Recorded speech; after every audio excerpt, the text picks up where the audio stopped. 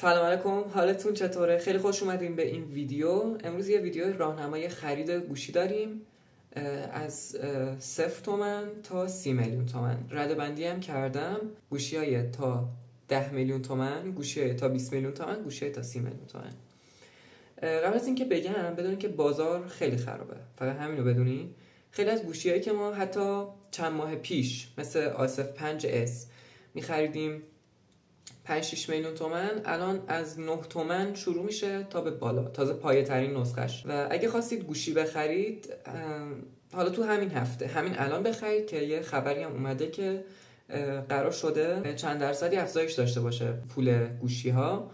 و اینکه دیگه حالا اگر گوشی نیازتونه برید بخرید. بچه من یه دفتر جلومه، همشو نوشتم اینجا و مشخصاتش هم نوشتم، قرار بهتون بگم.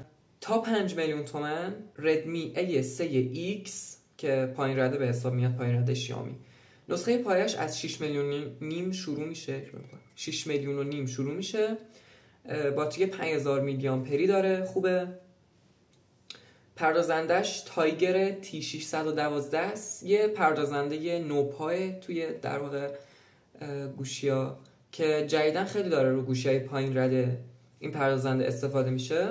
حالا نمیدونم چجوری باشه دقیقاً اوضاعش، ولی خب دیگه حالا همینه. گزینه بعدتون ردمی A3 معمولیه که تنها فرقش با ردمی A3X اینه که پردازنده ردمی A3 معمولی هلیو G36 یعنی یه پردازنده ساخت مدیاتک هم که چندین سال روی گوشی‌ها داره پردازنده میده، چه پردازنده های پرچمدار، چه میان رده چه پایین رده، پردازنده‌اش خوبه واقعا. به شخصه باشه من خودم ردمی A3 معمولی رو خیلی بیشتر از Xش میپسندم، چون که هنوز نمیدونم پردازنده اون چجوری عمل میکنه و احساس میکنم که هلیو G36 خیلی بهتر از اون یکی باشه. خلاصه که اینطوری. بریم واسه گزینه بعدی، ریلمی نوت 50. یه گوشی خیلی کم فروشه توی ایران، ولی خب گوشی خوبیه به نسبت قیمتش. از 6 میلیون و 800 شروع میشه نسخه پایش، ولی خب قطعاتش اگه خراب بشه گیر نمیاد. من یکی از دوستام همین گوشی رو گرفته و سوکتش خراب شده، مجبور شده کل گوشی رو اصلا بفروشه یه گوشی دیگه بگیره، چون قطعاتش خیلی سخت گیر میاد توی ایران. گوشی بعدیمون همون ردمی A5 4G که نسخه پایش از 6 میلیون و 600 تومن شروع میشه، یعنی 200,000 تومن از اون پایین تر. نکته مثبتش هم اینه که 5200 میلی آمپر باتری ظرفیت داره و پردازندش هم یونیساک اگه اشتباه تلفظ نکنم، یونیساک T7250 که اون تایگرها هم بود، تایگر T612 اونا هم شرکت سازندشون یونیساکه. اینو تازه فهمیدم. قیمت اینم نسخه پایش دیگه گفتم 6 میلیون و 600 حالا اینا. و انتخاب بعدیتونم سامسونگ گلکسی A5 که گوشیه که واقعا امتحانشو پس داده. خودم پسر خالم هم این گوشی رو داره و واقعا ازش راضیه تو این قیمت. میگم 6 ماه پیش خرید 5 میلیون تومن، الان نسخه پایش 9 میلیون و 900 تومنه، یعنی همون 10 میلیون دیگه. ولی خب گوشی خوبیه. پردازندش اسنپ دراگون 580 4G که یه پردازنده قابل قبوله. پابجی و کالاف تا CFPS اینا میتونه براتون اجرا بکنه و کیفیت صفحه نمایشش هم خیلی خوبه. تو همین حین گلکسی A15 هم میتونید بگیرید که بازم قیمتش همین 10 تومن ایناست، ولی خب من گلکسی A5S رو بیشتر ترجیح میدم به خاطر اینکه هم پردازندش بهتره و هم 1080 60 فریم میگیره. A15 1080 30 فریم میگیره، یعنی یه ذره دوربینش یه لول پایین تره. از 10 تومن که بریم بالا، توی فاصله 10 تا 20 میلیون تومن انتخاباتون میتونن اینا باشن. شیائومی نوت 14 4G که نسخه پایش 16 میلیون و 500 تومنه و خب بازم امتحانش رو پس داده. چندین سال خیلی محبوبه توی چند سال 2 سال نهایتا خیلی محبوبه توی بازار ایران و خیلی خریدنش. حتی از نزدیکان منم خیلی کسا رو دیدم که خریدن و راضی بودن تا اینجای کار. خدا رو شکر آپدیت هایپروس 2 هم روش اومده و خدا رو شکر آپدیت هایپروس 3 میگیره، یعنی میتونید همین الان هم بگیرید، ارزش خرید داره. و دیگه مشخصاتش همینان. گزینه بعدیتون A26 که دور بر 19-20 تومنه. فوق العاده گوشی خوب و پرفروشیه توی ایران و کل دنیا.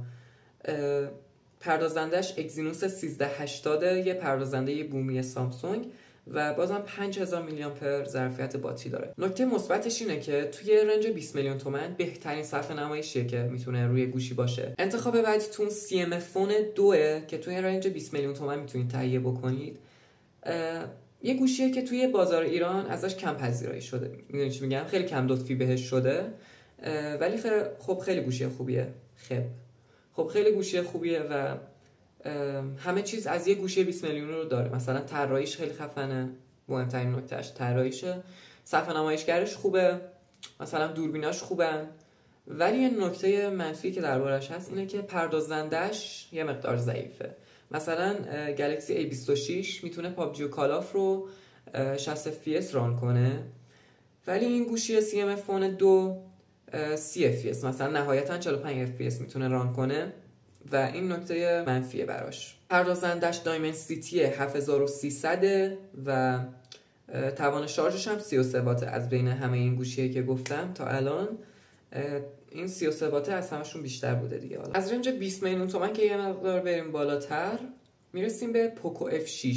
پوکو F6 معمولی یکی از بهترین گوشی گیمینگ هایی که توی رنج 25 خیلی بیشتره، توی رنج 30 تومن اینا میتونید تهیه بکنید.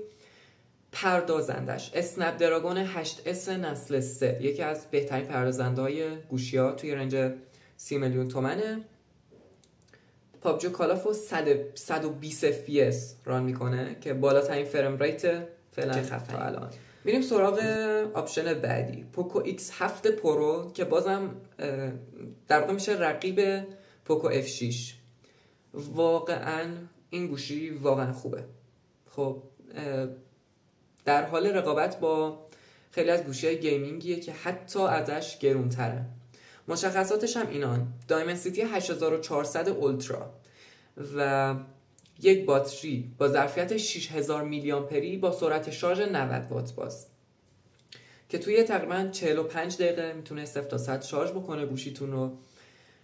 هر چی از کیفیت این گوشی بگم کم گفتم. پردازندش که واقعا خداست. ببینید دایمنسیتی 8400 اولترا یه پردازنده میان رده است، ولی خب انقدر کارش رو درست انجام میده، دقیقا مثل پوکو X6 پرو بود، دایمنسیتی 8300 اولترا.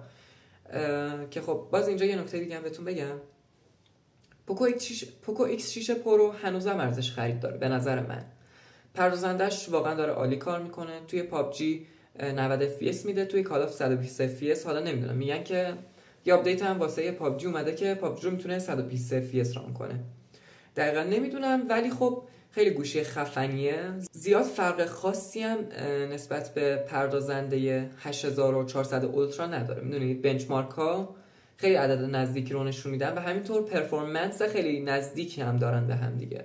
توی رنج 25-6 میلیون تومان پوکو X6 پرو هم میتونید بذارید توی لیست خریدتون و خب گوشیه که واقعا راضیتون میکنه. تا هایپر OS 4 و اندروید 17 ساپورت نرم افزاری میشه و 5 سال هم ساپورت امنیتی میشه. قیمت پوکو X7 پرو هم از 29 میلیون تومان نسخه پایه 256 گیگش شروع میشه که باز قیمت گرونیه. مثلا اینجا پوکو X6 پرو خیلی به صرفه تره، چون نسخه 512 25.6 میلیون تومنه. این تا اینجا. گزینه آخری هم که داریم گلکسی A56 که یکی از بهترین میان رده های سامسونگ به حساب میاد، یعنی دیگه بهترینشه دیگه، بالاتر از اون نداره.